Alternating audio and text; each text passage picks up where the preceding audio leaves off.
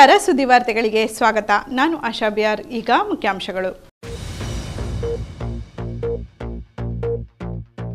ಇಸ್ಮಾಯಿಲ್ ಕೊಲೆ ಪ್ರಕರಣ ಬಯಲು, ಜಾಮೀನು ವ್ಯಾಜ್ಯದ ಕೋಪದಿಂದ ಕೊಲೆಗೆ ಸುಪಾರಿ, ಪೊಲೀಸ್ ತಂಡಕ್ಕೆ ಬಹುಮಾನ, ಜನತೆಯಿಂದ ಪ್ರಶಂಸೆ.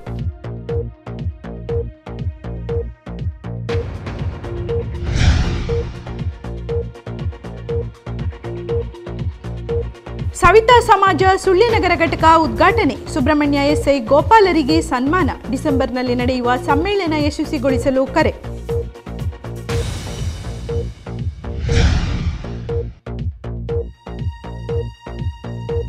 ನೆಟ್ಟಗಿಲ್ಲ, ಸೇವೆ ಒದಗಿಸಲು ಸಿಬ್ಬಂದಿಗಳಿಲ್ಲ, ಕಚೇರಿಗೊಂದು ಸೂರೂ ಇಲ್ಲ, ಕೊಡಗು ಸಂಪಾಜೆ ನಾಡ ಕಚೇರಿಗೆ ಬಾಲಗೃಹ ಪೀಡೆ.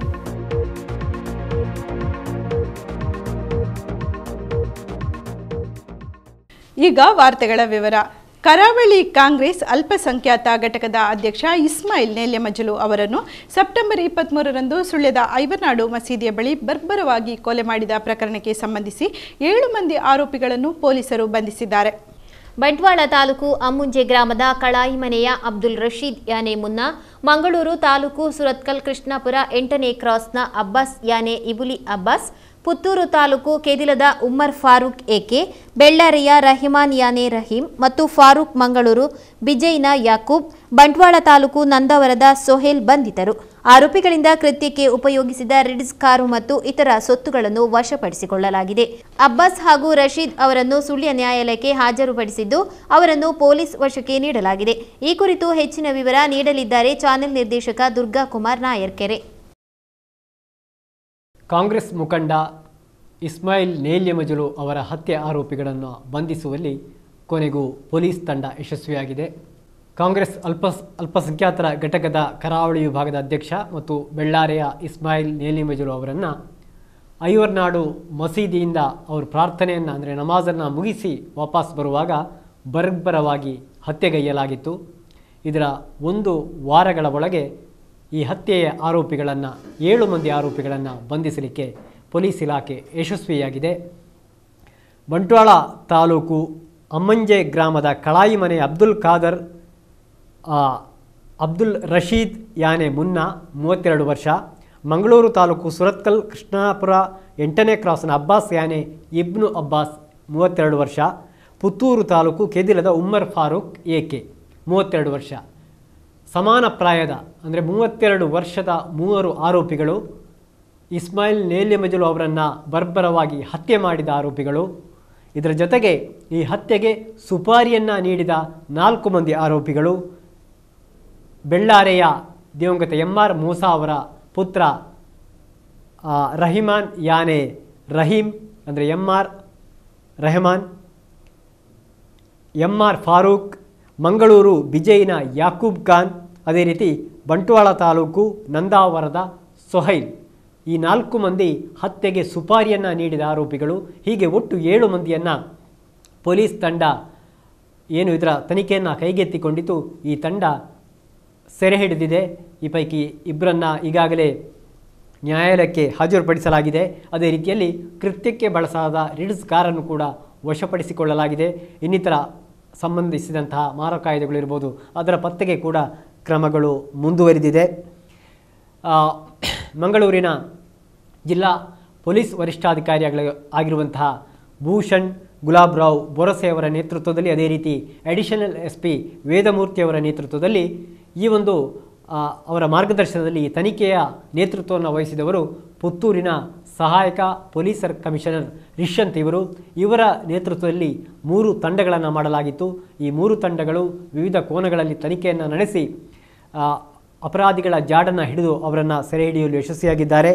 ಬಂಟ್ವಾಳದ DSP ರವೀಶ್ ಅವರು, ಅದೇ ರೀತಿಯಲ್ಲಿ DCIBಯ ಇನ್ಸ್ಪೆಕ್ಟರ್ ಅಮಾನುಲ್ಲಾ ಅವರು, ಸುಳ್ಯ ಸರ್ಕಲ್ ಇನ್ಸ್ಪೆಕ್ಟರ್ ಕೃಷ್ಣಯ್ಯ ಅವರು, ಸುಳ್ಯ SI ಚಂದ್ರಶೇಖರ ಅವರು, ಬೆಳ್ಳಾರೆ SI ಚೆಲುವಯ್ಯ ಅವರು, ಬೆಳ್ತಂಗಡಿ SI ರವಿಯವರು, ಅದೇ ರೀತಿಯಲ್ಲಿ ಅವರ ಇಡೀ ಪೊಲೀಸ್ ತಂಡ ಏನಿದೆ ಅವರೆಲ್ಲ ಸೇರಿ ಈ ಒಂದು ಹತ್ಯೆಯ ಆರೋಪಿಗಳನ್ನು ಕಾನೂನಿನ ಕಟಕಟೆಯ ಮುಂದೆ ತಂದು ನಿಲ್ಲಿಸಿದ್ದಾರೆ. ಈ ಎಲ್ಲ ಪೊಲೀಸಿನ ಈ ತನಿಖಾ ಪ್ರಕ್ರಿಯೆಯಲ್ಲಿ ಭಾಗವಹಿಸಿದ ಪೊಲೀಸರಿಗೆ ಬಹುಮಾನ ಮತ್ತು ಪ್ರಶಂಸಾ ಪತ್ರವನ್ನು ಈಗಾಗಲೇ ಜಿಲ್ಲಾ ಪೊಲೀಸ್ ವರಿಷ್ಠಾಧಿಕಾರಿಗಳು ಘೋಷಿಸಿದ್ದಾರೆ. ಎಲ್ರಿಗೂ ಈಗಾಗಲೇ ಗೊತ್ತಿರುವ ಹಾಗೆ ಸೆಪ್ಟೆಂಬರ್ 23 ಶುಕ್ರವಾರ ಮಧ್ಯಾಹ್ನ 1:45ಕ್ಕೆ ಇಸ್ಮಾಯಿಲ್ ನೇಲಿಮಜಲು ಅವರ ಬರ್ಬರ ಹತ್ಯೆ ನಡೆದಿತ್ತು. ಸುಳ್ಯದಿಂದ ಬೆಳ್ಳಾರಿಗೆ ತನ್ನ ಬಿಳಿಯ ಇನೋವಾ ಕಾರ್ನಲ್ಲಿ ಹೋಗ್ತಾ ಇರುವಂಥ ಸಂದರ್ಭದಲ್ಲಿ ಶುಕ್ರವಾರ ಆದುದರಿಂದ ಬೆಳ್ಳಾರೆ ಅಂದರೆ ಐವರ್ನಾಡಿನ ಮಸೀದಿಗೆ ಹೋಗಿ ಪ್ರಾರ್ಥನೆಯನ್ನು ಮುಗಿಸಿ ಹೊರಗೆ ತನ್ನ ನಿಲ್ಲಿಸಿದ ಇನೋವಾಕ್ಕೆ ಹತ್ತುತ್ತಿರುವಂಥ ಸಂದರ್ಭದಲ್ಲಿ ಅವರನ್ನು ಅತ್ಯಂತ ಬರ್ಬರವಾಗಿ ಕಡಿದು ಕೊಲೆಗೈಯಲಾಗಿತ್ತು. ಆ ಕ್ಷಣವೇ ನೂರಾರು ಜನ ಸೇರಿದ್ರು. ಪೊಲೀಸ್ ವರಿಷ್ಠಾಧಿಕಾರಿಗಳ ಸಹಿತ ಅನೇಕರು ಅಲ್ಲಿಗೆ ಆಗಮಿಸಿದರು. ತನಿಖೆಯ ಮುಂಚೂಣಿಯ ಅಂದರೆ ಸಾರಥ್ಯವನ್ನು ವಹಿಸಿ SP ಅವರೇ ನಿರ್ದೇಶನ ನೀಡಿ 3 ತಂಡಗಳನ್ನು ರಚಿಸಿ ಇದಕ್ಕೊಂದು ಕಾರ್ಯಪ್ರವೃತ್ತರಾಗಿದ್ದರು. ಈ ಕೊಲೆ ನಡೆದಂಥ ಸಂದರ್ಭದಲ್ಲಿ ಅಲ್ಲಿ ಆ CCTVಯ ಫುಟೇಜನ್ನು ವೀಕ್ಷಿಸಿದ ಸಂದರ್ಭದಲ್ಲಿ ಹಿಡಿಸುಕಾರು ಬಂದು ಹೋಗಿರುವಂತಹ ಒಂದು ಅದರ ದೃಶ್ಯವನ್ನು ಗಮನಿಸಿ ಆ ದಿಕ್ಕಿನಲ್ಲಿ ತನಿಖೆ ಮುಂದುವರಿದು ಈಗ ಅಪರಾಧಿಗಳ ಪತ್ತೆ ಸಾಧ್ಯ ಆಗಿದೆ. ಈ ಅಪರಾಧಿಗಳು ಯಾರಿದ್ದಾರೆ 4 ಮಂದಿ ಸುಪಾರಿ ಕೊಟ್ಟವರು ಮತ್ತು 3 ಮಂದಿ ಹಂತಕರು. ಈ ಹಂತಕರು ಕಳೆದ 4 ವಾರಗಳಿಂದ ಈ ಒಂದು ಹತ್ಯೆ ನಡೆಸುವುದಕ್ಕಾಗಿ ಅವರನ್ನು ಹೊಂಚು ಹಾಕ್ತಾ ಇದ್ದರು ಎನ್ನುವಂಥ ಮಾಹಿತಿ ಲಭ್ಯ ಆಗಿದೆ.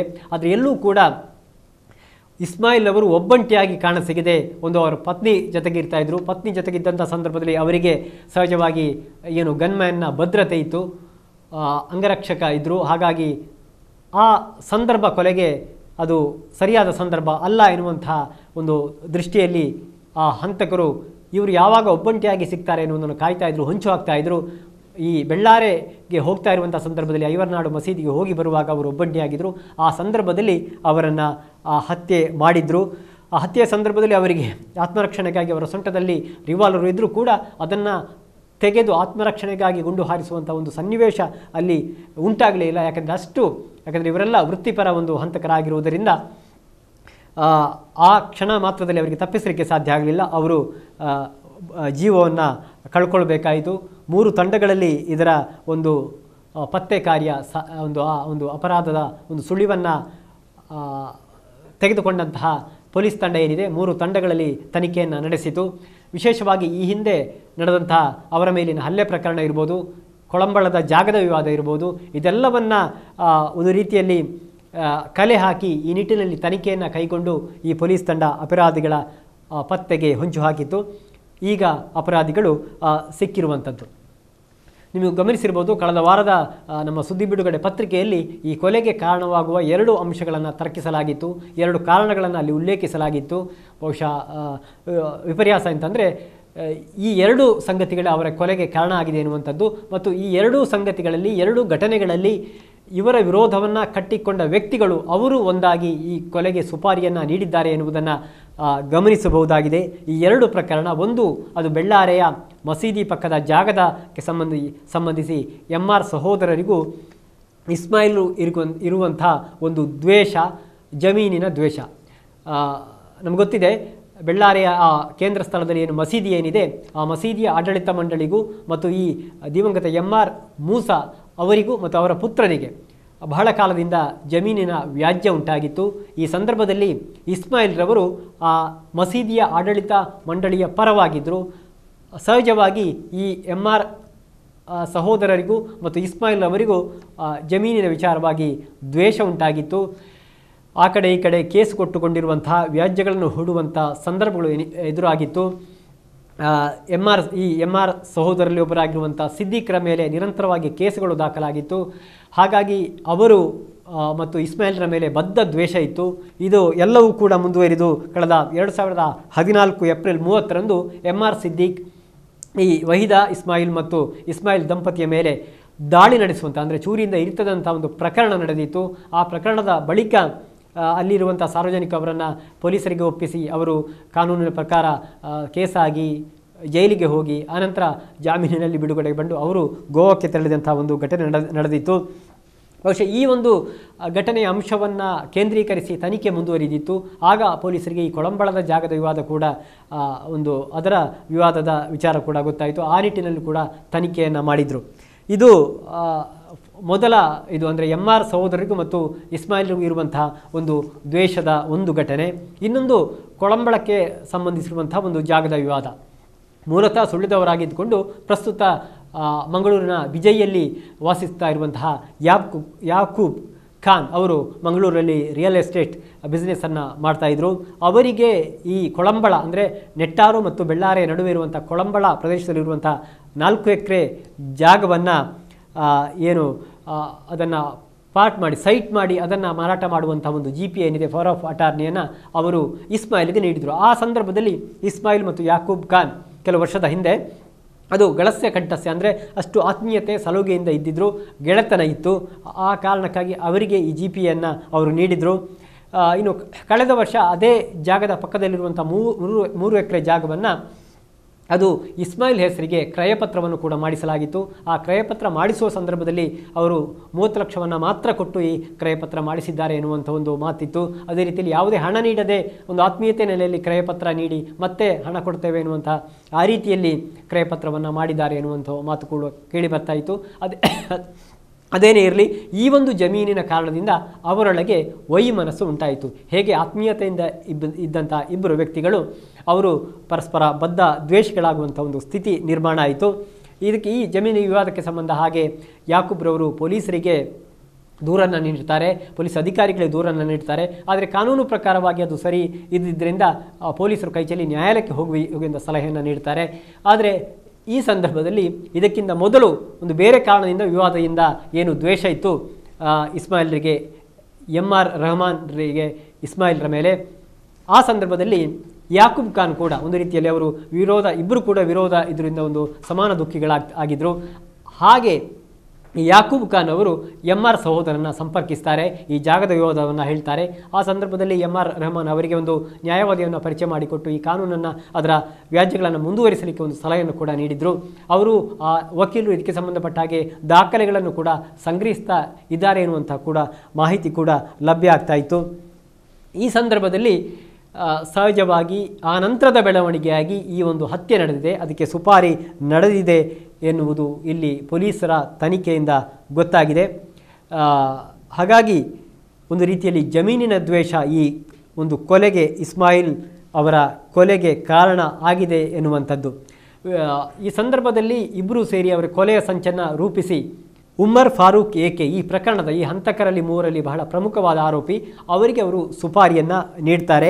ಅಂದರೆ ಸುಪಾರಿಯನ್ನು ನೀಡ್ತಾ ಇರೋ ಒಂದು ಸಂದರ್ಭದಲ್ಲಿ ಅವರಿಗೆ ಸಾಕಷ್ಟು ಮೊತ್ತದ ಹಣ ಮತ್ತು ಈ ವಿವಾದಿತ ಜಾಗ ಏನಿದೆ ಅದರಲ್ಲಿ ಸುಮಾರು 1 ಎಕರೆ ಜಾಗವನ್ನು ಕೂಡ ಅವರ ಪಾಲನ್ನು ಕೂಡ ಅವರಿಗೆ ನೀಡ್ತೇವೆ ಎನ್ನುವ ಒಂದು ಮಾತಿನೊಂದಿಗೆ ಅವರ ಸುಪಾರಿ ಪ್ರಕರಣ ಇದೆ ಅಂತ ಅದು ಪೊಲೀಸ್ ತನಿಖೆಯ ವೇಳೆ ಬಯಲಿಗೆ ಬಂದಿದೆ. ಹಾಗೆ ಸುಪಾರಿಯನ್ನು ಪಡೆದಂತಹ ಉಮರ್ ಫಾರೂಕ್ ಅವರು ಅಬ್ದುಲ್ ರಶೀದ್ ಮತ್ತು ಅಬ್ಬಾಸ್ ಇಬ್ನು ಅಬ್ಬಾಸ್ ಇವರ ಜೊತೆ ಸೇರಿ ಈ ಒಂದು ಕೃತ್ಯವನ್ನು ನಡೆಸಿದ್ದಾರೆ ಎನ್ನುವುದು ಗಮನಕ್ಕೆ ಬಂದಿದೆ. ಹಾಗಾಗಿ ಒಂದು ವಾರದಲ್ಲಿ ಬೇರೆ ಬೇರೆ ಸಾಕ್ಷ್ಯಗಳನ್ನು, ತಾಂತ್ರಿಕ ಸಾಕ್ಷ್ಯಗಳನ್ನು, ಸಾಂದರ್ಭಿಕ ಸಾಕ್ಷ್ಯಗಳನ್ನು, ಸಾರ್ವಜನಿಕರ ಮಾಹಿತಿ ಇದೆಲ್ಲವನ್ನು ತಿಳಿದು ಆ ಬಳಿಕ ಆರೋಪಿಗಳನ್ನು ಪತ್ತೆ ಹಚ್ಚಲಿಕ್ಕೆ ಪೊಲೀಸರು ಯಶಸ್ವಿಯಾಗಿದ್ದಾರೆ. ಈ ಬಂಧಿತ ರಶೀದ್ ಮೇಲೆ ಈಗಾಗಲೇ ಬೆಳ್ತಂಗಡಿ, ಬಿಜೈ, ಪಣಂಬೂರು ಠಾಣೆಗಳಲ್ಲಿ ಸುಮಾರು 3 ಕೊಲೆಯತ್ನದ ಕೇಸುಗಳಿದೆ. ಅದೇ ರೀತಿಯಲ್ಲಿ ಅಬ್ಬಾಸ್ ಮೇಲೆ ಕೂಡ 2-3 ಸುರತ್ಕಲ್ ಮತ್ತಿತರ ಠಾಣೆಗಳಲ್ಲಿ 2-3 ಕೇಸುಗಳಿದೆ. ಹೀಗೆ ಈ ಪೈಕಿ ಇಬ್ಬರು ರಶೀದ್ ಮತ್ತು ಅಬ್ಬಾಸ್ರನ್ನು ಈಗಾಗಲೇ ಸುಳ್ಯ ನ್ಯಾಯಾಲಯಕ್ಕೆ ಹಾಜರುಪಡಿಸಲಾಗಿದೆ. ಉಳಿದ ಆರೋಪಿಗಳನ್ನು ಇನ್ನಷ್ಟೇ ಹಾಜರುಪಡಿಸಬೇಕಾಗಿದೆ. ಹೀಗೆ 7 ಮಂದಿ ಆರೋಪಿಗಳ ಒಟ್ಟು ಒಂದು ತಂಡವನ್ನು ಪೊಲೀಸ್ ಇಲಾಖೆ ಈ ಇಸ್ಮಾಯಿಲ್ ಬರ್ಬರ ಹತ್ಯೆಯ ಪ್ರಕರಣದ ಒಂದು ಆರೋಪಿಗಳನ್ನಾಗಿ ಬಂಧಿಸಿದೆ, ಕಾನೂನಿನ ಕುಣಿಕೆಯ ಮುಂದೆ ತಂದು ನಿಲ್ಲಿಸಿದೆ. ಅದೇನೇ ಇರಲಿ, ಸುಳ್ಯ ತಾಲೂಕಿನಲ್ಲಿ ನಡೆಯಬಾರದ ಒಂದು ಘಟನೆ ನಡೆದಿದೆ. ನೆತ್ತರ ಹೊಳೆ ಹರಿದಿದೆ. ಐವರ್ನಾಡಿನ ಮಸೀದಿಯ ಮುಂಭಾಗದ ಆ ನೆಲಕ್ಕೆ ನೆತ್ತರ ಕಲೆ ಅಂಟಿದೆ. ಈ ಒಂದು ಆರೋಪಿಯನ್ನು ಬಂಧಿಸಲಿಕ್ಕೆ ಆ ಪೊಲೀಸರ ಚಾಕಚಕ್ಯತೆ ಇರ್ಬೋದು, ಅವರ ತನಿಖಾ ಚಾತುರ್ಯ ಇರ್ಬೋದು, ಇದು ಕೆಲಸ ಮಾಡಿದೆ. ಈ ಎಲ್ಲ ಪೊಲೀಸ್ ತಂಡ ಒಂದು ಪ್ರಶಂಸನಾರ್ಹವಾದಂಥ ಒಂದು ಕಾರ್ಯವನ್ನು ಮಾಡಿ ಅಪರಾಧ ಪ್ರಕರಣವನ್ನು ಬಯಲಿಗೆ ಇಳಿಲಿಕ್ಕೆ ಕಾರಣವಾಗಿದೆ. ಹಾಗಾಗಿ ಸಹಜವಾಗಿಯೇ ಸಾರ್ವಜನಿಕರಿಂದ ಅವರಿಗೆ ಅಭಿನಂದನೆಗಳು ಕೂಡ ವ್ಯಕ್ತಿಯಾಗಿದೆ. ಒಂದು ಅಪರಾಧ ಪ್ರಕರಣವನ್ನು ಅವರು ಬಯಲಿಗೆ ಎಳೆದಿದ್ದಾರೆ. ಬಹಳ ಬೇಗ ಇದು ಪತ್ತೆ ಹಚ್ಚಿದ್ದರಿಂದ ಸಹಜವಾಗಿ ಒಂದು ಕೇಸಿನಲ್ಲಿ ಒಂದು ರೀತಿಯಲ್ಲಿ ಅವರು ಮುನ್ನಡೆಯನ್ನು ಕಾಯ್ದುಕೊಂಡಿದ್ದಾರೆ ಅಂತ ಹೇಳಬೇಕಾಗಿದೆ. ಇನ್ನಷ್ಟು ತನಿಖೆಗಳು ನಡೆಯಬೇಕಾಗಿದೆ. ಪೊಲೀಸರ ಆರೋಪಿಗಳನ್ನು ಮತ್ತಷ್ಟು ಪೊಲೀಸಿಗೆ ಕಸ್ಟಡಿಯನ್ನು ಕೇಳಿರುವಂಥದ್ದು, ಕೊಟ್ಟಿರುವಂಥದ್ದು ಕೂಡ ನಡೆದಿದೆ. ಇದು ಬೆಳ್ಳಾರೆ ಇಸ್ಮಾಯಿಲ್ ಅಂದರೆ ನೇಲ್ಯಮಜಲು ಇಸ್ಮಾಯಿಲ್ರವರ ಕೊಲೆ ಪ್ರಕರಣದ ನಂತರ ನಡೆದಂಥ ಘಟನಾವಳಿಗಳು 7 ಮಂದಿ ಆರೋಪಿಗಳನ್ನು ಪೊಲೀಸರು ಬಂಧಿಸಿದ್ದಾರೆ. ಸುಳ್ಯ ತಾಲೂಕು ಸವಿತಾ ಸಮಾಜದ ಆಶ್ರಯದಲ್ಲಿ ನಗರ ಘಟಕ ಉದ್ಘಾಟನೆ ಹಾಗೂ ಸುಬ್ರಹ್ಮಣ್ಯ ಎಸ್ಐ ಎಂ ಗೋಪಾಲರನ್ನು ಸನ್ಮಾನಿಸುವ ಕಾರ್ಯಕ್ರಮ ಟಿಎಪಿಸಿಎಂಎಸ್ ಸಭಾಂಗಣದಲ್ಲಿ ನಡೆಯಿತು. ಸವಿತಾ ಸಮಾಜದ ಜಿಲ್ಲಾಧ್ಯಕ್ಷ ಆನಂದ ಭಂಡಾರಿ ನಗರದ ಘಟಕವನ್ನು ಉದ್ಘಾಟಿಸಿದರು. ಡಿಸೆಂಬರ್ನಲ್ಲಿ ಸುಳ್ಯದಲ್ಲಿ ನಡೆಯಲಿರುವ ಸಮ್ಮೇಳನ ಯಶಸ್ವಿಯಾಗಲಿ ಎಂದು ಹಾರೈಸಿದರು. ಎಸ್ಐ ಆಗಿ ನಮ್ಮ ಡಿಜೆ ಭಂಡಾರಿ ಅವರು ನೇಮಕ ಪೊಲೀಸ್ ಡಿಪಾರ್ಟ್ಮೆಂಟ್ ನೇಮಕ ಆದ ನಂತರ ಅದರ ಹಿಂದೆ ಇವರು ಹರಿರಾಮ್ ಭಂಡಾರಿ ಅವರು ಈ ಪೊಲೀಸ್ ಇಲಾಖೆಯಲ್ಲಿ ಕೆಲಸ ಮಾಡಿದವರು. ಅವರಿಗೂ ಅಷ್ಟೇ, ಅವರಿಗೆ ಈ ಸಮಾಜದ ಬಗ್ಗೆ ಅವರ ಅಧಿಕಾರಾವಧಿಯಲ್ಲಿ ಹೆಚ್ಚು ಕೆಲಸ ಮಾಡಲಿಕ್ಕೆ ಖಂಡಿತ ಆಗುವುದಿಲ್ಲ. ಆದರೂ ಆ ಸಮಯದಲ್ಲೂ ಕೂಡ ಅವರ ಸಮಯವನ್ನು ಮಾಡಿಕೊಂಡು ಸಮಾಜದ ಏಳಿಗೆಗೆ ತುಂಬ ಅವರು ಕೂಡ ಬಂದು ಸಲಹೆ ಸೂಚನೆಗಳನ್ನು ಕೊಟ್ಟು ಎಲ್ಲ ನಮ್ಮ ಸಮಾಜವನ್ನು ಒಂದು ಬಡಿದೆಬ್ಬಿಸಲಿಕ್ಕೆ ಅವರು ಕೂಡ ತುಂಬ ಪ್ರಯತ್ನ ಪಟ್ಟವರು. ಯಾರು? ಹರಿರಾಮ್ ಭಂಡಾರಿ, ವಿಜಯ ಭಂಡಾರಿ ಅವರು ನಮ್ಮ ಕಚ್ಚೂರು ದೇವಸ್ಥಾನದಲ್ಲೇ ಒಂದು ಪ್ರಮುಖ ವ್ಯಕ್ತಿಯಾಗಿದ್ದರು. ಹಾಗೆ ನಿಜವಾಗಿ ನಾವು ಸಂತೋಷವನ್ನು ನಾವು ಪಡಬೇಕಾಗಿದೆ. ಏಕೆಂದರೆ ನಮ್ಮ ಈ ಸುಳ್ಯ ತಾಲೂಕಿನಲ್ಲಿ ಹುಟ್ಟಿ ಬೆಳೆದು ನಮ್ಮ ಪರಿಸರದಲ್ಲೇ ಒಂದು ತಾಲೂಕಿನ ಬದಿಯಲ್ಲಿ ಒಂದು ಸ್ಟೇಷನ್ನಲ್ಲಿ ಒಂದು ಕಾರ್ಯನಿರ್ವಹಣೆ ಮಾಡ್ತಾ ಇದ್ದಾರೆ. ನಾನು ಮೊನ್ನೆ ಅದೊಂದು ಕಂಡಕ್ಟರ್ ಅವರು ಆತ್ಮಹತ್ಯೆಯ ಸಂದರ್ಭದಲ್ಲಿ ಅವರ ಕಾರ್ಯವೈಖರಿಯ ಬಗ್ಗೆ ನಾವು ಪೇಪರಲ್ಲಿ ಸ್ವಲ್ಪ ಓದಿದೆ. ನಿಜವಾಗಿ ನಮ್ಮ ಹರೀಶಣ್ಣ ಯಾವುದೇ ಅವರ ಬಗ್ಗೆ ಒಳ್ಳೆ ರೀತಿಯಲ್ಲಿ ಸಲಹೆ ಮಾತುಗಳನ್ನು ಆಡಿದ್ದಾರೆ.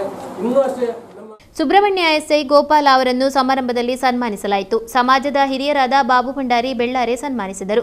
ಸನ್ಮಾನಕ್ಕೆ ಉತ್ತರಿಸಿದ ಗೋಪಾಲ್ ಅವರು ಯುವಕರು ಸಂಘಟಿತರಾಗಿ ಸಮಾಜದಲ್ಲಿ ಎತ್ತರದ ಸ್ಥಾನಕ್ಕೆ ಏರುವಂತೆ ಶುಭ ಹಾರೈಸಿದರು.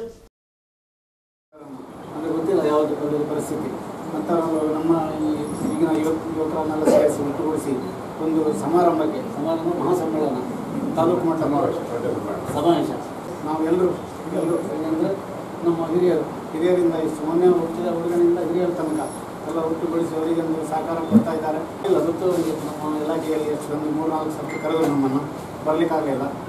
1-2 ಸರ್ತಿ ನಮಗೆ ನಾನು ಇಲ್ಲಿ ಬಂದು ಕೂಡ ವಾಪಸ್ ಹೋಗಿದ್ದೆ. ಅವರಿಗೆ ಗೊತ್ತಿದೆ ಇದೊಂದು ಸಂದರ್ಭ ಸಿಕ್ಕಿದ್ದು. ಎಲ್ಲರೂ ಇಷ್ಟೊಂದು ಗೌರವ. ಸವಿತಾ ಸಮಾಜದ ಅಧ್ಯಕ್ಷ ವಸಂತ ಮೂರಾಜಿ ಅಧ್ಯಕ್ಷತೆ ವಹಿಸಿದ್ರು. ಖಜಾಂಜಿ ಪದ್ಮನಾಭ ಸವಿತಾ ಸಮಾವೇಶ ಸಮಿತಿಯ ಅಧ್ಯಕ್ಷ ಹರೀಶ್ ಬಂಟ್ವಾಳ್ ಅತಿಥಿಯಾಗಿದ್ದರು. ಮುಖಂಡರಾದ ಪ್ರಮೋದ್ ಪೆರ್ಲಂಪಾಡಿ, ದಿಂಗಪ್ಪ ಭಂಡಾರಿ, ನಗರ ಘಟಕದ ಅಧ್ಯಕ್ಷ ಗಣೇಶ್ ಚೆಟ್ಟಿಪಳ್ಳ, ಖಜಾಂಜಿ ಸಂತೋಷ್, ಯುವ ಘಟಕದ ಅಧ್ಯಕ್ಷ ಪ್ರದೀಪ್, ಮಹಿಳಾ ಘಟಕದ ಅಧ್ಯಕ್ಷೆ ಪಲ್ಲವಿ ವೇದಿಕೆಯಲ್ಲಿ ಉಪಸ್ಥಿತರಿದ್ದರು. ಜಯಪ್ರಕಾಶ್ ಮಂಡೆಕೋಲು ಸ್ವಾಗತಿಸಿದರು. ನಗರ ಘಟಕದ ಪ್ರಧಾನ ಕಾರ್ಯದರ್ಶಿ ಶ್ರೀಲತಾ ಪ್ರಸನ್ನ ಕಾರ್ಯಕ್ರಮ ನಿರೂಪಿಸಿದರು.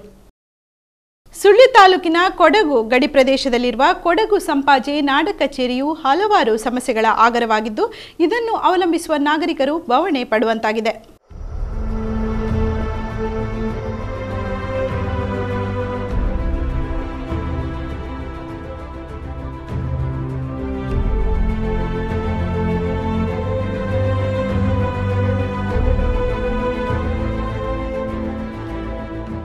ಸುಳ್ಯದ ಮಡಿಕೇರಿ ರಸ್ತೆಯಲ್ಲಿರುವ ಕೊಡಗು ಸಂಪಾಜೆಯ ಗೇಟ್ ಬಳಿ ಸಂಪಾಜೆ ನಾಡ ಕಚೇರಿ ಇದೆ. ಪೆರಾಜೆ ಸಂಪಾಜೆ, ಅರೆಕಲ್ಲು, ಕಲ್ಯಾಳ, ಮದೆ, ಚೆಂಬು, ಕಾಟ್ಕೇರಿ, ಊರುಬೈಲು, ಚೆಂಬು, ದಬ್ಬಡ್ಕ, ಮೇಕೇರಿ, ಬಿಳಿಗೇರಿ, ಹಾಕತೂರು, ಕಗ್ಗೋಡ್ಲು, ಹೆರವನಾಡು, ಅರವತ್ತೊಕ್ಲು ಮೊದಲಾದ ಗ್ರಾಮಗಳ ವ್ಯಾಪ್ತಿಯನ್ನು ಹೊಂದಿದೆ.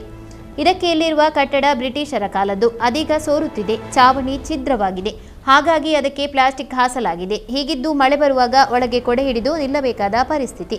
ಮಳೆ ನೀರು ಮನುಷ್ಯರನ್ನಷ್ಟೇ ಅಲ್ಲ, ದಾಖಲೆಗಳನ್ನು ಒದ್ದೆ ಮಾಡುತ್ತಿದೆ. ಕಚೇರಿಗೆ ಬರುವ ಅವರಿಗೂ ಕುಳಿತುಕೊಳ್ಳಲು ಸ್ಥಳವಿಲ್ಲ.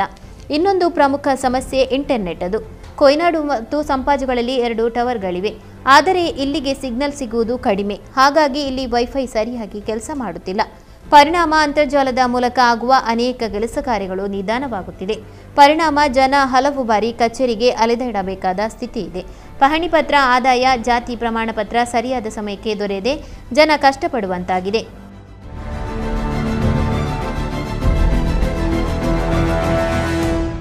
ಸಂಪಾಜೆ ಮಡಿಕೇರಿ ತಾಲೂಕು ಸಂಪಾಜೆ ಹೋಬಳಿ ಸುಮಾರು 8 ಗ್ರಾಮಗಳನ್ನು ಒಳಗೊಂಡಿದೆ. ಇದು ಸಂಪಾಜೆ, ಚೊಂಬು, ಪೆರಾಜೆ, ಮದೆನಾಡು, ಗಾಳಿಬೀಡು, ಬೆಟ್ಟತ್ತೂರು, ಆವಂದೂರು, ಹಾಗೆ ಪೆರಾಜೆ, ಚೊಂಬು ಈ ಎಲ್ಲ ಗ್ರಾಮ, ಅರೆಕಲ್ಲು, ಕಲ್ಲಾಳ, ಬಹಳಷ್ಟು ಗ್ರಾಮಗಳನ್ನು ಒಳಗೊಂಡ ಸಂಪಾಜೆ ಹೋಬಳಿ ಕೇಂದ್ರ ಸ್ವಾತಂತ್ರ್ಯ ನಂತರ ಸಂಪಾಜೆ ಹೋಬಳಿ ಕೇಂದ್ರವಾಗಿ ಅದು ಇವತ್ತು ಈ ಒಂದು ನಮ್ಮ ಜೊತೆಯಲ್ಲಿರುವ ಏನು ಕಟ್ಟಡ ಇದೆ, ಇದೇ ಕಟ್ಟಡದಲ್ಲಿ ಚಟುವಟಿಕೆ ಆಗ್ತಾಯಿದೆ. ಪ್ರಾಯಶಃ ಆ ಕಟ್ಟಡ ಅವನ್ನ ಈಗ ಗಮನಿಸಿದರೆ ಅದು ಇವತ್ತು ನಾಳೆ ಬೀಳುವ ರೀತಿಯ ಒಂದು ದುಸ್ಥಿತಿ ಪರಿಸ್ಥಿತಿ ಇವತ್ತು ಉಂಟಾಗಿದೆ. ನಾವು ಈ ಹಿಂದೆ ಗ್ರಾಮ ಪಂಚಾಯಿತಿ ವತಿಯಿಂದ ಹಾಗೂ ಎಲ್ಲ ಸಾರ್ವಜನಿಕರ ಸಹಕಾರದೊಂದಿಗೆ ಕಟ್ಟಡ ಪುನರ್ನಿರ್ಮಾಣ ಆಗಬೇಕು, ಹೊಸದಾಗಿ ಆಗಬೇಕು ಅಂತ ಹೇಳುವಂಥ ಬೇಡಿಕೆಯನ್ನು ನಿರಂತರವಾಗಿ ಇಡ್ತಾ ಇದ್ದೇವೆ. ಇಲ್ಲಿ ಇನ್ನೊಂದು ಬಹಳ ಸಂಗತಿ ಏನು ಅಂತ ಹೇಳಿದರೆ, ಸಂಪಾಜೆ ಹೋಬಳಿ ಸುಮಾರು ಗ್ರಾಮಗಳು ಒಳಗೊಂಡರೂ ಕೂಡ ಇವತ್ತಿನ ಆಧುನಿಕ ತಂತ್ರಜ್ಞಾನ ಒಳಗೊಂಡಂಥ ಎಲ್ಲ ಏನು ಕೆಲಸ ಕಾರ್ಯಗಳು ಜನಸಾಮಾನ್ಯರಿಗೆ ಕೃಷಿಕರಿಗೆ ಸಿಗಬೇಕೋ ಅದು ಇವತ್ತು ತಂತ್ರಜ್ಞಾನ ಏನು ನೆಟ್ ವ್ಯವಸ್ಥೆ ಇದೆ ಆ ನೆಟ್ಟಿನ ಮೂಲಕವೇ ಎಲ್ಲವೂ ಕೂಡ ಸಿಸ್ಟಮಲ್ಲೇ ಆಗಬೇಕಾಗ್ತದೆ. ಇವತ್ತು ನಮಗೆ ದುರಂತ ಏನಂತ ಹೇಳಿದರೆ, ಸಂಪಾಜೆ ಗ್ರಾಮಕ್ಕೆ ಕೊಡಗು ಭಾಗಕ್ಕೆ ಇವತ್ತು ಯಾವ ಒಂದು ನೆಟ್ ವ್ಯವಸ್ಥೆಗಳು ಇಲ್ಲ. ಇಲ್ಲಿ ವೈಫೈ ಕೂಡ ಇವತ್ತು ಸರಿ ಇಲ್ಲ. ವೈಫೈ ಸರಿ ಇಲ್ಲದ ಕೆಲವು ದಿನಗಳಾಯಿತು. ಇವತ್ತು RTC ಪಡಿಬೇಕು ಅಂತ ಹೇಳಿದರೆ ಪಾಪ ಆತ ಬೇರೆ ಬೇರೆ ಗ್ರಾಮದಿಂದ ಇಲ್ಲಿ RTC ಬೇಕು ಅಂತ ಹೇಳಿದರೆ ಇವತ್ತು ಯೋಚನೆ ಮಾಡಿದ ರೀತಿಯಲ್ಲಿ ತಗೊಳ್ಳಿಕ್ಕೆ ಆಗೋದಿಲ್ಲ. ಈ ಕಚೇರಿಗೊಬ್ಬರು ಉಪ ತಹಶೀಲ್ದಾರ್ ಇರಬೇಕು. ಆ ಹುದ್ದೆ ಖಾಲಿ ಇದೆ. ಹೀಗಾಗಿ ಕಂದಾಯ ನಿರೀಕ್ಷಕರೇ ಪ್ರಭಾರದಲ್ಲಿದ್ದಾರೆ. 7 ಗ್ರಾಮಕರ್ಣಿಕರು ಈ ವ್ಯಾಪ್ತಿಯಲ್ಲಿರಬೇಕಿತ್ತು. ಇರುವವರು 3 ಮಂದಿ. ಹಾಗಾಗಿ ಅವರಿಗೂ ಹಲವು ಗ್ರಾಮಗಳ ಪ್ರಭಾರಗಳ ಭಾರ. ಇತರ ಸಿಬ್ಬಂದಿಗಳ ಸಂಖ್ಯೆಯೂ ಕಡಿಮೆ. ಈ ಎಲ್ಲ ಸಮಸ್ಯೆಗಳಿಂದ ಬಹಳ ಪಡುವವರು ಊರ ಗ್ರಾಮಸ್ಥರು. ಅಂದರೆ ಇಲ್ಲಿ ನಮ್ಮ ನೆಮ್ಮದಿ ಕೇಂದ್ರದಲ್ಲಿ ಇಲ್ಲಿಯ ಕಾರ್ಯನಿರ್ವಹಿಸುವವರು ಬಹಳ ಉತ್ತಮ ರೀತಿಯಲ್ಲಿ ನಮಗೆ ಸಪೋರ್ಟ್ ಕೊಡ್ತಾರೆ. ಆದರೆ ಏನಂತ ಹೇಳಿದರೆ ನೆಟ್ವರ್ಕಿನ ಪ್ರಾಬ್ಲಮಿಂದ ಅವರು ನಮಗೆ ಸಮಸ್ಯೆ ಆಗ್ತದೆ. ಯಾಕೆಂತ ಹೇಳಿದರೆ ಪಾಪ ಬೆಳಗ್ಗೆನಿಂದ ಬಂದಾಗ ನೋಡಿ ನೆಟ್ವರ್ಕೆಲ್ಲ ನೀವು ಸುಮ್ಮನೆ ವೇಟ್ ಮಾಡಬೇಕಲ್ಲ ಅಂತ ಅವ್ರು ಹೇಳ್ತಾರೆ. ಅವ್ರು ಕುಂತು ನೋಡಿ ಅಂತ ಹೇಳ್ತಾರೆ. ಕೂತು ಸಾಯಂಕಾಲ ತನಕ ಕೂರ್ಲಿಕ್ಕೆ ಸಮಯ ಇರೋದಿಲ್ಲ. ಮಾರನೇ ದಿವಸ ಬರುವಾಗ ಅದೇ ಸಮಸ್ಯೆ ಆಗಿರ್ತದೆ. ಹಾಗೆ ಇವತ್ತು ನೆಟ್ ಇದೆ, ಆದರೆ ಅದು ಅಷ್ಟು ಫುಲ್ ವರ್ಕ್ ಆಗ್ತದೆ. ಆಗ ಕಟ್ಟಾಗ್ತಾ ಅದು ನಮಗೆ ಸುಮಾರು ಒಂದು 1/4 ಗಂಟೆಲ್ಲ ಕೆಲಸ 3/4 ಗಂಟೆ ವೇಟ್ ಮಾಡುವಂಥ ಪರಿಸ್ಥಿತಿ ಬರ್ತಾ ಉಂಟು. ಹಾಗಿರುವಾಗ ನಮ್ಮ ನೆಟ್ ಪ್ರಾಬ್ಲಮ್ ಆದಷ್ಟು ಬೇಗ ನಿರ್ವಹಣೆ ಆದರೆ ಜನಸಾಮಾನ್ಯರಿಗೆ ಬಹಳ ಉತ್ತಮ ಆಗ್ತದೆ. ಏಕೆಂದರೆ ಕೂಲಿ ಕೆಲಸ ಮಾಡುವವರು ಆ ಕಡೆ ಕೂಲಿ ಇಲ್ಲ, ಈ ಕಡೆ ಕೆಲಸವಾಗದಿದ್ರೆ ಸಮಸ್ಯೆ ಆಗ್ತದೆ. ಪಾಪ ಇದು ವರ್ಕ್ ಮಾಡುವವರು ಸುಮಾರು ಒಂದು 7-8 ಗಂಟೆ ತನಕ ನಿಂತು ಆಧಾರ್ ಕಾರ್ಡ್ ತೆಗೆಯುವಂಥ ಸಂದರ್ಭದಲ್ಲಿ 8 ಗಂಟೆ ತನಕ ಕೊಡೆಯಲ್ಲಿ ಜನರಿಗೆ ಅವರು ಸ್ಪಂದನೆ ಕೊಟ್ಟಿದ್ದಾರೆ. ಅವರದೇನು ಪ್ರಾಬ್ಲಮ್, ಅದು ನೆಟ್ ಸರಿಯಾಗಿ ಸಿಕ್ಕಿದರೆ ಭಾಳ ಉತ್ತಮ ಅಂತ ನನ್ನೊಂದು ಅಭಿಪ್ರಾಯ ಹೇಳ್ತೇನೆ ಅಷ್ಟೇ. ಹಾಗೆ ನೆಟ್ಟಿನ ಬಗ್ಗೆ ಭಾಳ ಒಂದು ಸಮಸ್ಯೆ ಇದೆ. ಆಧಾರ್ ಕಾರ್ಡು ಮತ್ತು ಎಲ್ಲೆಲ್ಲಿಂದಲ್ಲ ಈಗ ಆವಂದೂರು, ಮೇಕೇರಿ ಇಲ್ಲಿಂದೆಲ್ಲ ಬಂದು ನಿಂತು ಸುಮಾರು ದಿವಸ, ಈಗ ಇವತ್ತು ಬಂದರೆ ಇವತ್ತು ಆಗೋದಿಲ್ಲ. ಈಗ ಅವರು ಅಲ್ಲಿಂದ ಬರ್ತಾರೆ, ಅಲ್ಲಿಂದ ಬಂದು ಇವತ್ತಾಗಿದ್ರೆ ನಾಳೆ ಬರಬೇಕು, 2 ದಿವಸ 3 ದಿವಸ. ಅದೇ ನೆಟ್ಟಿನ ಪ್ರಾಬ್ಲಮ್ ಭಾಳ ಇದೆ. ನಮ್ಮ BSNL ಇದು ಅಷ್ಟೇ, ಯಾವುದೇ ನಮ್ಮ ಪಂಚಾಯತಿ ಇದೆಲ್ಲಾದರೂ ಅಷ್ಟೇ, ಯಾವುದೇ ಇದರಲ್ಲಿ ಕರೆಕ್ಟಾಗಿ ನೆಟ್ಟಿನ ಇದು ಸಿಕ್ಕೋದೇ ಇಲ್ಲ. ಜನಗಳಿಗೆ ಸಮಸ್ಯೆ ಆಗ್ತಾಯಿದೆ. ಆ ಸಮಸ್ಯೆಯನ್ನು ಆದಷ್ಟು ಬೇಗ ಶೀಘ್ರದಲ್ಲೇ ನಿವಾರಣೆ ಮಾಡಬೇಕು ಅಂತ ನಾನು ಸರ್ಕಾರ ವತಿಯಿಂದಲೂ ಕೇಳ್ತಿದ್ದೇನೆ. ನಾನು ಕೆಂಪುಗ್ರಾಮದಿಂದ ಕುದುರೆಪಾಯ ಎಂಬಲ್ಲಿಂದ ಬಂದದ್ದು. ಇಲ್ಲಿಗೆ 2-3 ಸಲ ಬಂದಾಯಿತು. ಯಾವ ನೆಟ್ವರ್ಕ್ ಇಲ್ಲದೆ ಆಗಾಗ ಎಲ್ಲ ಕಾರ್ಯಕ್ಕೆ ಬಂದು ಹೋಗಿ 3-4 ದಿವಸ ಬಂದು ಹೋಗ್ತಾ ಇದ್ದೇನೆ. 2 ദിവസമായിട്ട് വന്നു എപ്പോൾ വന്നാലും നെറ്റില്ല, ഏത് കാര്യത്തിന് വന്നാലും നെറ്റില്ല. ಈಗ ಏನಂತ ಹೇಳಿದರೆ, ಇಲ್ಲಿ ಈ ಸಂಪಾಜೆಯಲ್ಲಿ 11 ಗ್ರಾಮವನ್ನು ಏನೋ ಇದು ಮಾಡಿದ್ದಾರೆ ಸಂಪಾಜೆಗೆ. ಆದಷ್ಟು ಬೇಗ ನಮಗೆ ಇಲ್ಲಿ ಸಂಪಾಜೆದವರಿಗೆ ಯಾರಿಗೆ ಕೆಲಸ ಆಗೋದಿಲ್ಲ. ಬಂದು 2-3 ದಿವಸ ಆದರೂ ಹೋಗಬೇಕಷ್ಟೇ. ಅವ್ರಿಗೆ ಬಂದವರಿಗೆ ಎಲ್ಲಿಂದೆಲ್ಲ ಬರ್ತಾರೆ, ಎರವನಾಡ, ಎಲ್ಲಿ ಮಡಿಕೇರಿ, ಮದನಾಡು ಈ ಥರ ಕಡೆಯಿಂದ ಬರ್ತಾರೆ. ಆಗಷ್ಟು ನಮಗೆ ಕೆಲಸ ಆಗೋದಿಲ್ಲ ಇಲ್ಲಿ ಸಂಪಾಜೆ ಅವರಿಗೆ. ಏನಿದ್ರೆ 3-4 ದಿವಸ ಅಳೆದಾಡುವ ಪರಿಸ್ಥಿತಿ ಬರ್ತದೆ ಇಲ್ಲಿ.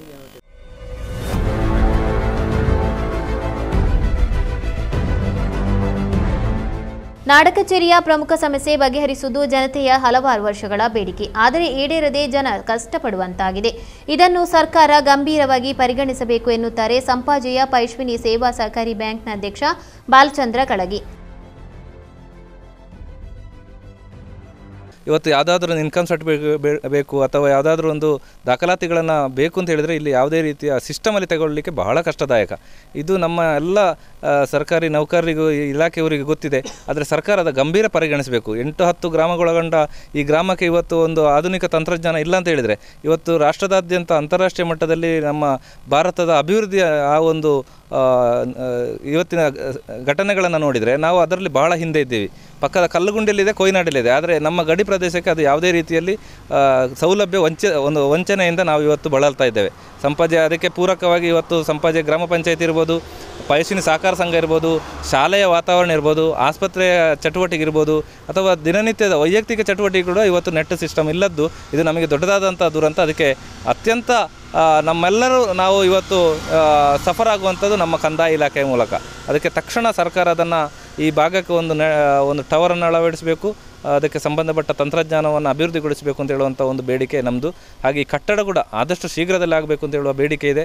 ಇವತ್ತು ಇಲ್ಲಿ 8 ಗ್ರಾಮಕ್ಕೊಳಗೊಂಡು ಇಲ್ಲಿ VAಗಳು ಅಥವಾ RIಗಳು ಮಂಗಳವಾರ ಇರಬೇಕು ಅಂತ ಹೇಳುವಂತಿದೆ. ಆದರೆ ಇನ್ನೂ ಹೆಚ್ಚಿನ ದಿನಗಳು ಬೇಕಾಗ್ತದೆ. ಒಬ್ಬರು ಉಪ ತಹಶೀಲ್ದಾರ್ ಕೂಡ ಹುದ್ದೆ ಇಲ್ಲಿದೆ, ಅವರು ಕೂಡ ಇಲ್ಲಿಲ್ಲ, ಅದು ಕೂಡ ನಮ್ಮ ಬೇಡಿಕೆ ಇದೆ. ಸುಳ್ಯ ಜಯನಗರ ಶ್ರೀ ಗಜಾನನ ಭಜನಾ ಮಂದಿರದಲ್ಲಿ ಅರ್ಧ ಏಕಹ ಭಜನೆ ಪ್ರಯುಕ್ತ ದುರ್ಗಾ ಪೂಜೆ ನಡೆಯಿತು. ಸುಳ್ಯದ 12 ವಿವಿಧ ಭಜನಾ ತಂಡಗಳು ಭಾಗವಹಿಸಿದ್ದವು. ಸಂಜೆ ಮಹಾಪೂಜೆ ಪ್ರಸಾದ ವಿತರಣೆ ನಡೆಯಿತು.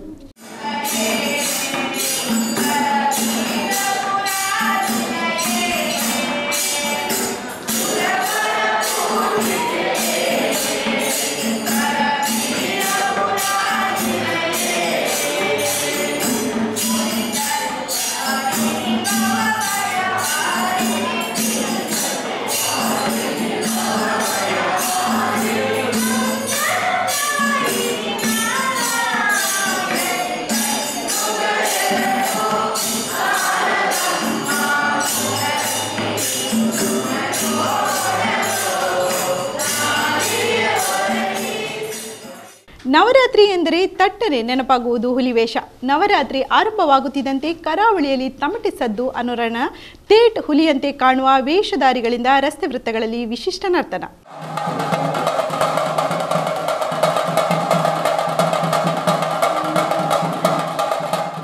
ಕರಾವಳಿಯ ಹುಲಿವೇಷ ವಿಶಿಷ್ಟ. ತಾರ್ಸೆಡೋಲಿನ ಲಯಕ್ಕೆ ವೇಷಧಾರಿಗಳು ಪ್ರದರ್ಶಿಸುವ ಆಟಗಳು ವರಸೆ ಇತರರಿಗಿಂತ ಭಿನ್ನ. ಇತ್ತೀಚೆಗೆ ರಾಜ್ಯದ ವಿವಿಧೆಡೆಗೂ ಇಲ್ಲಿನ ಹುಲಿವೇಷ ನರ್ತನಕ್ಕೆ ಬೇಡಿಕೆ ಬರುತ್ತಿದೆ. ಇಲ್ಲಿನ ಹುಲಿವೇಷ ತಂಡವೊಂದು ಫ್ರಾನ್ಸ್ಗೂ ತೆರಳಿ ಕರಾವಳಿಯ ಜನಪದ ಕಲೆ ಪ್ರದರ್ಶಿಸಿ ಬಂದಿದೆ. ವೇಷಧಾರಿ ತಾಯಿ ಹುಲಿ ಮರಿಗಳಿಗೆ ಬೇಟೆ ಕಲಿಸುವುದು, ಹಾಲುಣಿಸುವುದು, ಮರಿಹುಲಿಗಳ ಆಟ, ವಯಸ್ಸಿಗೆ ಬಂದ ಹುಲಿಗಳ ಕಾದಾಟವನ್ನು ಕುಣಿತದಲ್ಲಿಯೇ ಪ್ರದರ್ಶಿಸುತ್ತಾರೆ.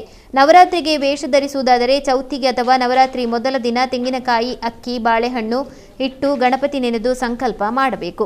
ಅಂದು ತಾರ್ಸಿ ಅವರಿಂದ ಕುಣಿತದ ಅಭ್ಯಾಸ. ಮಕ್ಕಳಾದರೆ ನುರಿತ ಹುಲಿ ವೇಷಧಾರಿಗಳ ಬಳಿ 1-2 ವಾರ ಕುಣಿತ ಕಲಿಯುತ್ತಾರೆ. ವೇಷ ಹಾಕುವವರು ಮಾಂಸಾಹಾರ, ಮದ್ಯ ಸೇವಿಸುವಂತಿಲ್ಲ. ಈ ಸಂಪ್ರದಾಯಕ್ಕೆ ಕರಾವಳಿ ಭಾಗದಲ್ಲಿ ಊದು ಹಾಕುವುದು ಎಂದು ಹೆಸರು. ಹುಲಿವೇಷ ಕುಣಿತವನ್ನು ಹೆಜ್ಜೆ ಆಧರಿಸಿ 1 ಪೌಲ, 2 ಪೌಲ, 8 ಪೌಲ ಕುಣಿತ ಎಂದು ವಿಂಗಡಿಸಲಾಗುತ್ತದೆ. ಕುಳಿತೇ ಕುಣಿಯುವ ಹಾಗೂ ನಿಂತು ಕುಣಿಯುವ ಆಟಗಳಲ್ಲಿ 20ಕ್ಕೂ ಅಧಿಕ ವರಸೆಗಳಿವೆ. ನವರಾತ್ರಿ ದಿನಗಳಲ್ಲಿ ದೇವರ ಹರಕೆ ರೂಪದಲ್ಲಿ ವೇಷ ಧರಿಸುವುದು ಸಾಮಾನ್ಯ. ಇದು ಒಂದು ಪವಿತ್ರ ಕಾರ್ಯವೆಂದು 1 ದಿನ, 3 ದಿನ, 5, 7 ದಿನ ವೇಷ ಧರಿಸಿ ಸೇವೆ ಮಾಡುವ ಹರಕೆ ಹೇಳಿಕೊಂಡು ವೇಷ ಧರಿಸಿ ಬೀದಿಗಿಳಿಯುತ್ತಾರೆ. ಜನರ ಮನ ರಂಜಿಸುತ್ತಾರೆ. ವೇಷ ಕಟ್ಟುವ ಮೊದಲು ಸ್ಥಳೀಯ ಗ್ರಾಮ ದೇವಸ್ಥಾನಕ್ಕೆ ಹೋಗಿ ವ್ರತ, ಶಾಸ್ತ್ರ, ನಿಯಮ ಪಾಲಿಸಿ ವೇಷ ಕಟ್ಟಿ ಮನೆ ಮನೆಗೆ ತೆರಳಿ ಅದರ ಪಾವಿತ್ರ್ಯ ಕಾಪಾಡಿಕೊಂಡು ಮತ್ತೆ ವೇಷ ಕಳಚಿ ದೈವದೇವರುಗಳಿಗೆ ಕಾಣಿಕೆಯನ್ನು ಹರಕೆ ರೂಪದಲ್ಲಿ ಹಾಕಿ ಧಾರ್ಮಿಕತೆಯ ಗಟ್ಟಿತನ, ಆಚರಣೆಯ ಭದ್ರತೆ, ಭಕ್ತಿಯ ಬದ್ಧತೆಯ ಬಗ್ಗೆ ಅನಾವರಣವಾಗುತ್ತದೆ. ಪ್ರಮುಖವಾಗಿ ಹುಲಿ, ಸಿಂಹ, ಕರಡಿ ವೃತ್ತಿಯನ್ನು ಬಿಂಬಿಸುವ ವೇಷ, ಬೇಟೆಗಾರ ಇತ್ಯಾದಿ ದುಷ್ಟರ ಸಂಹಾರಕ್ಕೆ ಬಹುರೂಪಗಳ ತಳೆದು ಧರೆಗಿಳಿದ ದುರ್ಗಿಯರಂತೆ ಈ ನಾಡಿಗೆ ಬಂದ ಮಾರಿಯನ್ನು ದುಷ್ಟ ಶಕ್ತಿಗಳ ಬಹುವೇಷಗಳ ಅಂತರ್ಯದಲ್ಲಿ ಅದುಮಿದ ಶಕ್ತಿಗೆ ಹೆದರಿ ತೊಲಗಲಿ ಎಂಬುದೇ ಮುಖ್ಯ ಉದ್ದೇಶ. ಮನೆಯಲ್ಲಿ ಸಿಕ್ಕಾಪಟ್ಟೆ ಹಠ ಮಾಡುವ ಮಕ್ಕಳು ಮತ್ತು ಸುಮ್ಮನೆ ಅಳುವ ಮಕ್ಕಳಿಗೆ ಈ ನವರಾತ್ರಿ ರಜೆಯಲ್ಲಿ ಸ್ವಲ್ಪ ವಿರಾಮ, ವಿಶ್ರಾಂತಿ ಕಾಣಲು ಜೋರು ಅತ್ತರೆ ವೇಷಕ್ಕೆ ಹಿಡಿದು ಕೊಡುತ್ತೇನೆಂದು ಮನೆಯ ಹಿರಿಯರು ಗದರಿಸುವುದು ಸಾಮಾನ್ಯ. ಇಂದು ಹಲವಾರು ಮನಮೋಹಕ ವೇಷಗಳು ಇಲ್ಲದಂತಾಗಿವೆ. ವೇಷಗಳ ಕೀಟಲೆ, ಕಿರುಚಾಟ ಆಧುನಿಕವಾಗುತ್ತಿದೆ. ಪಾವಿತ್ರ್ಯ ಉಳಿಸಿ ವೇಷ ಧರಿಸುತ್ತಿದ್ದ ಹಿರಿಯರು ಇಲ್ಲವಾಗಿದ್ದಾರೆ. ವರ್ಷದ ವೇಷ ಬಾರದಿದ್ದರೆ ಮಾರ್ನಮಿಗೆ ಸಾರ್ಥಕವಲ್ಲ ಎಂಬ ಭಾವನೆ ಮೂಡುತ್ತದೆ. ಧಾರ್ಮಿಕತೆ, ನಂಬಿಕೆ, ಮಣ್ಣಿನ ಪರಿಮಳ ಪಸರಿಸುವ ಇಂತಹ ಆಚರಣೆ ಒಂದಷ್ಟು ಆಧುನಿಕತೆಯ ರಂಗು ಪಡೆದು ಸಾಗುತ್ತಿರುವುದು ಸಂತಸದ ವಿಚಾರವೂ ಹೌದು.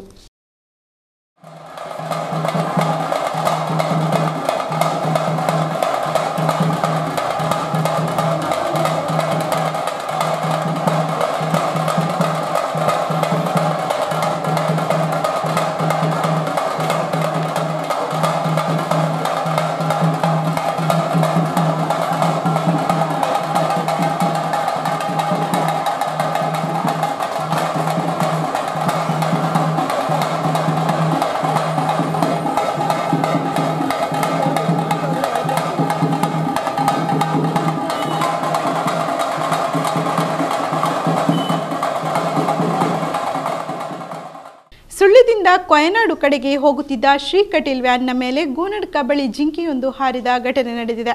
ಬರೆಯ ಮೇಲಿಂದ ರಸ್ತೆಗೆ ಇಳಿದು ಪಕ್ಕದ ಕಾಡಿಗೆ ಹೋಗಬೇಕಾಗಿದ್ದ ಜಿಂಕೆ ವ್ಯಾನ್ ಅನ್ನು ಕಂಡು ಗಾಬರಿಗೊಂಡು ವ್ಯಾನ್ನ ಎದುರು ಭಾಗಕ್ಕೆ ಡಿಕ್ಕಿಯಾಯಿತು. ವ್ಯಾನ್ನ ಗಾಜು ಪುಡಿಯಾಗಿದ್ದು ಜಿಂಕೆಯ ಮುಖಕ್ಕೆ ಗಾಯವಾಗಿದೆ. ಹೊಸಗದ್ದೆ ತೋಟಗಾರಿಕಾ ಕ್ಷೇತ್ರಕ್ಕೆ ಒಳಪಟ್ಟ ಹಳೆಗೀಟು ಭ್ರಮರಗಯ ಸಮೀಪದಲ್ಲಿ ತೋಟಗಾರಿಕೆ ಇಲಾಖೆಯಿಂದ ಕಾಂಪೌಂಡ್ ಕಟ್ಟುವ ಕಾಮಗಾರಿ ನಡೆಯುವ ಸಂದರ್ಭದಲ್ಲಿ ಕಾಂಪೌಂಡ್ನ ಹೊರಭಾಗದಲ್ಲಿ ರಸ್ತೆ ಬದಿ ಅರಣ್ಯ ಇಲಾಖೆ ವತಿಯಿಂದ 2 ವರ್ಷಗಳ ಹಿಂದೆ ನೆಟ್ಟಿದ್ದ ಗಿಡಗಳನ್ನು ನಾಶ ಮಾಡಿದ ಘಟನೆ ನಡೆದಿದೆ. ಗಿಡಗಳನ್ನು ಜೆಸಿಬಿ ಮುಖಾಂತರ ಸಂಪೂರ್ಣವಾಗಿ ನಾಶ ಮಾಡಿದ್ದು ಈ ಕುರಿತಾಗಿ ನಗರ ಪಂಚಾಯತ್ ಸದಸ್ಯ ಪ್ರಕಾಶ್ ಹೆಗ್ಡೆ ಅವರಿಗೆ ಸ್ಥಳೀಯರು ಮಾಹಿತಿ ನೀಡಿದರು. ಸ್ಥಳಕ್ಕೆ ಧಾವಿಸಿದ ನಗರ ಪಂಚಾಯತ್ ಸದಸ್ಯ ಪ್ರಕಾಶ್ ಹೆಗ್ಡೆ ಜೆಸಿಬಿಯಲ್ಲಿ ಕೆಲಸ ಮಾಡುತ್ತಿದ್ದವರನ್ನು ತರಾಟೆಗೆ ತೆಗೆದುಕೊಂಡರು. ಈ ಸ್ಥಳದಲ್ಲಿ ನೆಟ್ಟಿದ್ದ ಗಿಡಗಳನ್ನು ಸಂಪೂರ್ಣವಾಗಿ ನಾಶ ಮಾಡಿದ್ದು ಅವುಗಳನ್ನು ಸರಿಪಡಿಸದೆ ಕಾಮಗಾರಿ ನಡೆಸಬಾರದು ಎಂದು ಕೆಲಸವನ್ನು ಸ್ಥಗಿತಗೊಳಿಸಲು ಸೂಚಿಸಿದರು. ಸ್ಥಳಕ್ಕೆ ಆಗಮಿಸಿದ ತೋಟಗಾರಿಕೆ ಇಲಾಖೆಯ ನಿರೀಕ್ಷಕ ಯೋಗೇಶ್ ಅವರು ಪ್ರಕಾಶ್ ಹೆಗ್ಡೆ ಅವರ ಬಳಿ ಸಂಧಾನ ನಡೆಸಿದರು. ಅದನ್ನು ಒಪ್ಪದ ಪ್ರಕಾಶ್ ಹೆಗ್ಡೆ ಗಿಡಗಳನ್ನು ಪುನಃ ನೆಟ್ಟು ಕಾಮಗಾರಿ ಪ್ರಾರಂಭಿಸುವಂತೆ ಪಟ್ಟು ಹಿಡಿದರು. ಇದರಿಂದ ಯೋಗೇಶ್ವರು ಹಿರಿಯ ಅಧಿಕಾರಿಗಳೊಂದಿಗೆ ದೂರವಾಣಿ ಮೂಲಕ ವಿಷಯವನ್ನು ತಿಳಿಸಿ ನಗರ ಪಂಚಾಯತಿಯಿಂದ ಅನುಮತಿ ಪಡೆದ ನಂತರ ಕಾಮಗಾರಿ ಪ್ರಾರಂಭಿಸುವಂತೆ ಸೂಚಿಸಿದರು.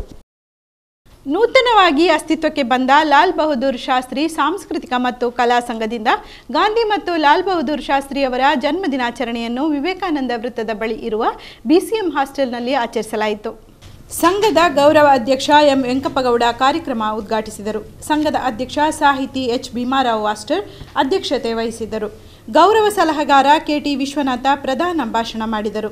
ಹಾಸ್ಟೆಲ್ ವಾರ್ಡನ್ ಹಿಮಕರ್ ಹಾಗೂ ಖಜಾಂಜಿ ಗುರುಸ್ವಾಮಿ ಮಾತನಾಡಿದರು. ಜೂಲಿಯಾ ಕ್ರಾಸ್ತ ಚಂದ್ರಾವತಿ ಉಪಸ್ಥಿತರಿದ್ದರು. ಕಾರ್ಯದರ್ಶಿ ಲಕ್ಷ್ಮಣ ಶೆಣೈ ಪ್ರಾಸ್ತಾವಿಕವಾಗಿ ಮಾತನಾಡಿದರು. ಉಪಾಧ್ಯಕ್ಷ ಪ್ರಕಾಶ್ ಬಂಗ್ಲಗುಡ್ಡೆ ಸ್ವಾಗತಿಸಿ ಸುಮಂಗಲ ಲಕ್ಷ್ಮಣ ವಂದಿಸಿದರು. ಗ್ರೀನ್ ವ್ಯೂ ಆಂಗ್ಲ ಮಾಧ್ಯಮ ಶಾಲೆಯಲ್ಲಿ ಗಾಂಧಿ ಜಯಂತಿ ಆಚರಿಸಲಾಯಿತು.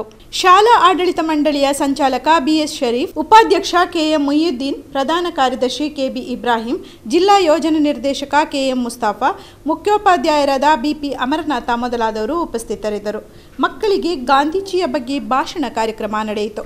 ಶಿಕ್ಷಕಿ ಅಶ್ವಿನಿ ಪ್ರಾಸ್ತಾವಿಕವಾಗಿ ಮಾತನಾಡಿದರು. ಶಿಕ್ಷಕಿ ಸೌಮ್ಯಕ್ಕೆ ಕಾರ್ಯಕ್ರಮ ನಿರೂಪಿಸಿದರು. ಸುಳ್ಯ ತಾಲೂಕು ಕನ್ನಡ ಸಾಹಿತ್ಯ ಪರಿಷತ್ನ ಆಶ್ರಯದಲ್ಲಿ ಕೆಎಸ್ ನರಸಿಂಹಸ್ವಾಮಿ ಅವರ ಕಾವ್ಯ ಬರಹದ ಅವಲೋಕನ ಕಾರ್ಯಕ್ರಮ ಕುಕ್ಕುಜಡ್ಕದ ಚೊಕ್ಕಾಡಿ ಪ್ರೌಢಶಾಲೆಯಲ್ಲಿ ಅಕ್ಟೋಬರ್ 8ರಂದು ಮಧ್ಯಾಹ್ನ 1:45ಕ್ಕೆ ನಡೆಯಲಿದೆ. ಚೊಕ್ಕಾಡಿ ಎಜುಕೇಷನ್ ಸೊಸೈಟಿ ಅಧ್ಯಕ್ಷ ನಳಿನ್ ಕುಮಾರ್ ಕೊಡ್ತುಗುಳಿ ಕಾರ್ಯಕ್ರಮ ಉದ್ಘಾಟಿಸಲಿದ್ದಾರೆ. ಮುಂಬೈ ವಿಶ್ವವಿದ್ಯಾಲಯದ ನಿವೃತ್ತ ಪ್ರಾಧ್ಯಾಪಕ ಡಾಕ್ಟರ್ ತಾಳ್ತಾಜೆ ವಸಂತಕುಮಾರ್ ಕೆಎಸ್ನ ಕಾಣವ್ಯ ಬರಹದ ಬಗ್ಗೆ ಉಪನ್ಯಾಸ ನೀಡಲಿದ್ದಾರೆ. ಕಸಾಪ ಅಧ್ಯಕ್ಷ ಡಾಕ್ಟರ್ ಹರಪ್ರಸಾದ್ ತುದೇಡ್ಕ ಅಧ್ಯಕ್ಷತೆ ವಹಿಸಲಿದ್ದಾರೆ. ಸುಳ್ಯದ ಭಾವನ ಸುಗಮ ಸಂಗೀತ ಬಳಗದ ಕೆಆರ್ ಗೋಪಾಲಕೃಷ್ಣ ಮತ್ತು ಬಳಗದವರಿಂದ ಕೆಎಸ್ನ ಭಾವಗಾನ ನಡೆಯಲಿದೆ ಎಂದು ಕಸಾಪ ಗೌರವ ಕಾರ್ಯದರ್ಶಿ ಚಂದ್ರಶೇಖರ ಪೇರಾಲು ತಿಳಿಸಿದ್ದಾರೆ. ಬಾಳಿಲದ ವಿದ್ಯಾಬೋಧಿನಿ ಪ್ರೌಢಶಾಲೆಯಲ್ಲಿ ಗಾಂಧೀಜಿ ಮತ್ತು ಲಾಲ್ ಬಹದ್ದೂರ್ ಶಾಸ್ತ್ರಿಯವರ ಜನ್ಮದಿನಾಚರಣೆಯನ್ನು ಆಚರಿಸಲಾಯಿತು. ಶಾಲಾ ಸಂಚಾಲಕ ಎನ್ ವೆಂಕಟರಮಣ ಭಟ್ ಅಧ್ಯಕ್ಷತೆ ವಹಿಸಿದ್ದರು. ತಾಲೂಕು ಪಂಚಾಯತ್ ಸದಸ್ಯೆ ಜಾಹ್ನವಿ ಕಾಂಚೋಡು ಉಪಸ್ಥಿತರಿದ್ದರು. ಸ್ಕೌಟ್ಸ್ ಮತ್ತು ಗೈಡ್ಸ್ ವಿದ್ಯಾರ್ಥಿಗಳು ಸರ್ವಧರ್ಮ ಪ್ರಾರ್ಥನೆಯನ್ನು ಮಾಡಿದರು. ವಿವಿಧ ಸ್ಪರ್ಧೆಗಳಲ್ಲಿ ವಿಜೇತರಾದವರಿಗೆ ಬಹುಮಾನಗಳನ್ನು ವಿತರಿಸಲಾಯಿತು. ಮುಖ್ಯ ಶಿಕ್ಷಕ ಎಂಎಸ್ ಶಿವರಾಮ ಶಾಸ್ತ್ರಿ ಸ್ವಾಗತಿಸಿ ಸಹ ಶಿಕ್ಷಕ ಉದಯ್ ಕುಮಾರ್ ರೈ ವಂದಿಸಿದರು. ಲೋಕೇಶ್ ಬೆಳ್ಳಿಗೆ ಕಾರ್ಯಕ್ರಮ ನಿರೂಪಿಸಿದರು. ದುಗಲಡ್ಕ ನಿವಾಸಿ ಬಾಕುಡ ಯಾನೆ ಬಾಬು ಮೊಗೇರಾ ಎಂಬುವರು ನಿಧನರಾಗಿದ್ದಾರೆ. ಅವರಿಗೆ 80 ವರ್ಷ ವಯಸ್ಸಾಗಿತ್ತು. ಕೊನೆಯಲ್ಲಿ ಮತ್ತೊಮ್ಮೆ ಮುಖ್ಯಾಂಶಗಳು. ಇಸ್ಮಾಯಿಲ್ ಕೊಲೆ ಪ್ರಕರಣ ಬಯಲು, ಜಾಮೀನು ವ್ಯಾಜ್ಯದ ಕೋಪದಿಂದ ಕೊಲೆಗೆ ಸುಪಾರಿ, ಪೊಲೀಸ್ ತಂಡಕ್ಕೆ ಬಹುಮಾನ, ಜನತೆಯಿಂದ ಪ್ರಶಂಸೆ.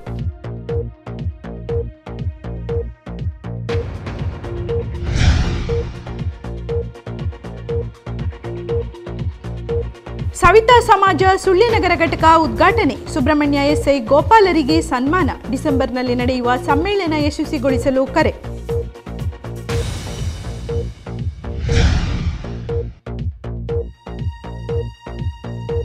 ನೆಟ್ಟಗಿಲ್ಲ, ಸೇವೆ ಒದಗಿಸಲು ಸಿಬ್ಬಂದಿಗಳಿಲ್ಲ, ಕಚೇರಿಗೊಂದು ಸೂರೂ ಇಲ್ಲ, ಕೊಡಗು ಸಂಪಾಜೆ ನಾಡ ಕಚೇರಿಗೆ ಬಾಲಗೃಹ ಪೀಡೆ.